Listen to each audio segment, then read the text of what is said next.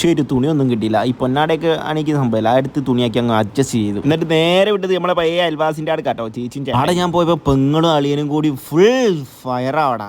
എന്തൊരു മനുഷ്യന്മാരാണ്. ഇതാണ് നമ്മുടെ സ്വന്തം ചേട്ടായും ചേച്ചി. ഫുഡടി നല്ലോണം അവിടെ ആരംഭിച്ചു. പിന്നെ അവിടെ ഊണും ഉണ്ടായിരുന്നു, നല്ല മന്തി ഉണ്ടായിരുന്നു.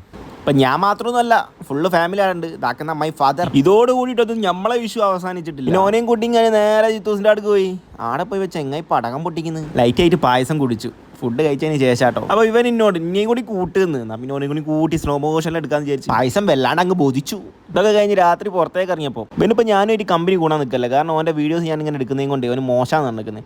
പിന്നെ ഞങ്ങൾ ഇങ്ങനെ നിൽക്കുമ്പോൾ രണ്ട് ചെക്കന്മാർ വണ്ടി കേടായിട്ട് ഇങ്ങനെ വന്നിട്ട്, ഞങ്ങളുടെ നാട്ടിൽ നിന്ന് ആരും വണ്ടി കേടായി വിഷമിക്കാൻ പാടില്ല എന്ന് പറഞ്ഞുകൊണ്ട് നമ്മളെ സ്വന്തം ആശിക്ക് വണ്ടി നന്നാക്കി കാഞ്ഞ് കൊടുത്ത് ചെക്കന്മാർ താങ്ക്സ് ഒക്കെ പറയുന്ന കാഴ്ച നമ്മൾ കണ്ടുകൊണ്ടിരിക്കുന്നത്. ഇതിപ്പോൾ ഇതിൽ ഹവായ് സ്പോട്ടിന് ഫുഡ് കഴിക്കാൻ ചോദിച്ചപ്പം അവിടെ നിന്ന് നമുക്ക് ഫുഡ് കിട്ടിയില്ല. ഉള്ളിൽ കയറ്റി ഞങ്ങൾ അപമാനിച്ചു. ജസ്റ്റ് ഫോർ കയറി 10 മിനിറ്റ് കഴിഞ്ഞ് ജോലി വന്ന് പറയാം 40 മിനിറ്റ് കൂടി ആവുന്നു. മോശമായി പോയി. അപ്പം ഞങ്ങൾ ഈങ്ങാപ്പെ പോയിട്ട് ആ പരാതി അങ്ങോട്ട് തീർത്ത്. അപ്പം നെക്സ്റ്റ് ടുമാറോ ബൈ.